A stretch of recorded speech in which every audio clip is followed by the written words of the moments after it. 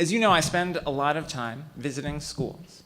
Have visited a lot of schools throughout the state over the last few months, and there's a lot to be excited about. A lot of progress in classrooms, students who are able to do things now because of the work that we've been doing together over the last 5 years that they weren't able to do before.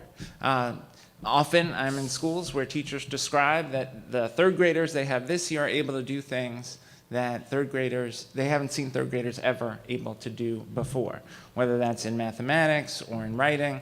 I was at Putnam Valley Elementary School last week, and students were showing me all the things that they're learning in math, their ability to apply their problem-solving skills in math, their attention to text, and drawing evidence from text in support of their arguments.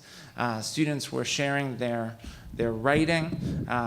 One student in particular, Fiona, was working on realistic fiction, which she described to me as something that it could have happened, but didn't actually happen. And then she described how she was using punctuation to strengthen her writing, going back and making revisions, and she was explaining how an exclamation point really conveyed the emotion that she and her cousin, the two characters in the story, felt about having to separate when one had to go back to Ireland. And so I was struck that this is a moment to really celebrate the work that has happened, the progress that students are making, the progress we saw on last year's assessments, the progress we're seeing in daily instruction.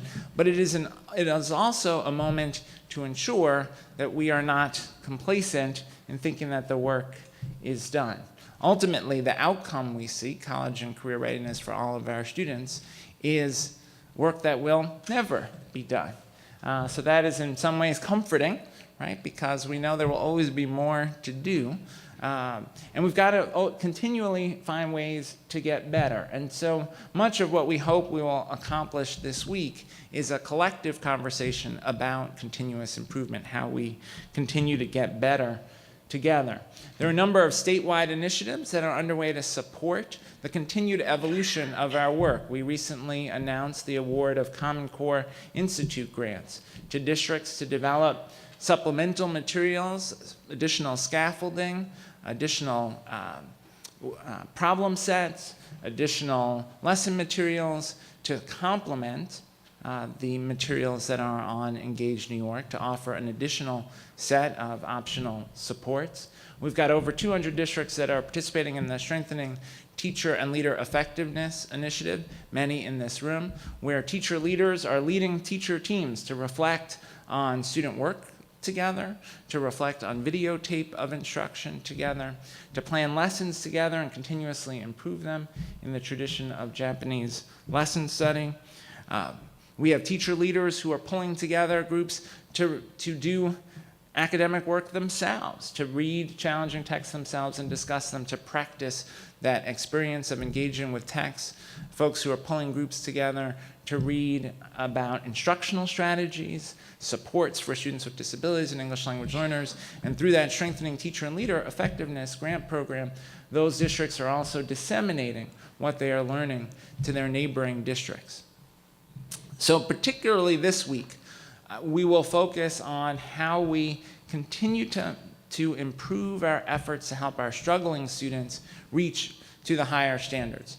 In mathematics, much of the discussion will focus on examining student errors, student mistakes, student misunderstandings, to try to identify where the gaps are in prior knowledge, and then tailoring instructional strategies to meet those prior knowledge needs so that students can make progress with respect to the standards.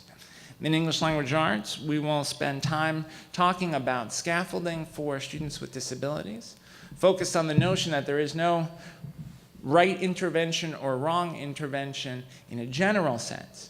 Whether or not it's the right intervention is defined by whether or not it helps that student to make progress. And so our focus will be on tailoring intervention strategies and scaffolding strategies to meet the specific needs of the students with disabilities and struggling learners with which we are working. So our hope is that there will be lots of opportunity to share. We will have some presentations done by districts of work that they are doing and learning that they have gained from their experiences over the last 5 years. They will share that with you, and we hope in our remaining time together as we move forward with the Network Team Institutes this year to have other opportunities to have districts share, because increasingly we now move to the place where we aren't just getting information, but sharing best practice and collaborating as we continually get better. Finally, I want to leave you with one thought about a topic we've talked about around Carol Dweck's work and the notion of grit. I'm reading Paul Tuff's book on this topic, which I recommend to you. And in Paul Tuff's book, one of the things he does is looks at how these ideas of developing character skills, non-cognitive skills sometimes we call them, like grit and curiosity and self-control, these essential elements to student success, not only academically but in life. What he focuses on what that looks like at the classroom level. And one of the things that's striking, he tells the story of IS 318 in Brooklyn, which has a very successful chess program. And one of the things that's so interesting about this chess program, it's a school that has many low-income students, has many challenges, but has an incredibly successful chess program that outperforms chess programs from some of the most affluent schools in the country, some of the most selective schools in the country, and they have gotten very good at teaching students chess. And one of the distinctions in teaching students to be successful at chess that helps us understand how we develop student success and how we also advance our work together is that it is not just a matter of saying that when something is hard, work harder.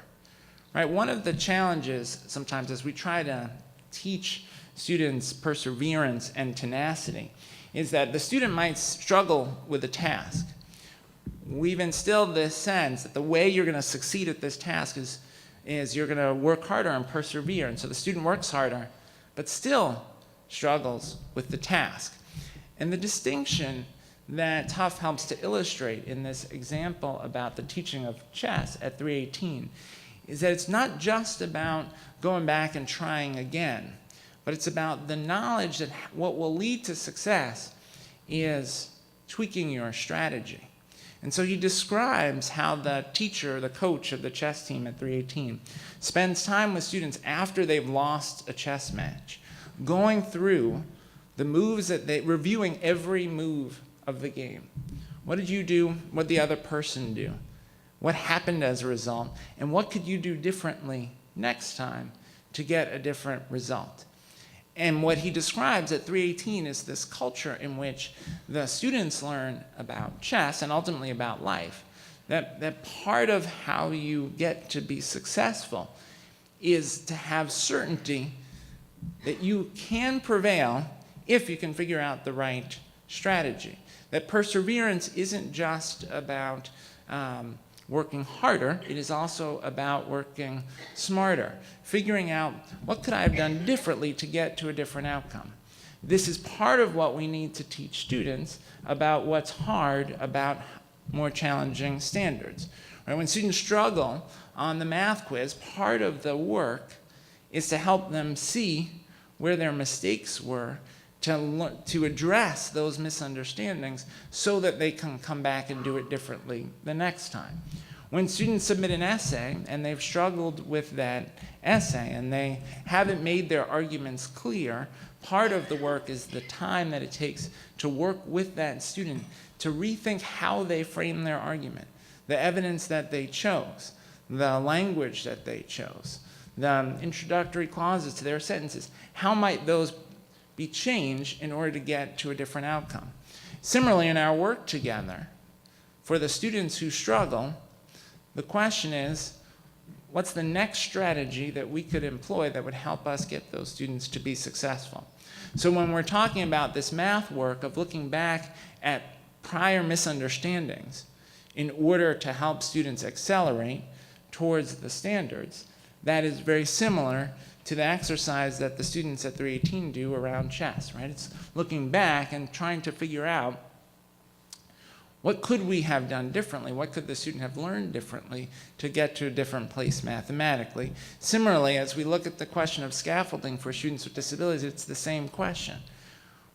We believe in the success of all of our students, but that may require different strategies for different students. And the scaffolding work is about figuring out what is that right strategy for this student that will help that student to excel with respect to the standards. So I'm very pleased that you all are here and that you persevered through the ice. Some folks had to change their strategy. They were on the shuttle. The shuttle wasn't going to make it, so they walked. So they had to change strategy, but they're here. I appreciate that folks are here, committed to spending the next 2 or 4 days deeply engaged in collaborative work on behalf of our students. And I look forward to visiting with you while you are here. Enjoy the day. Thanks.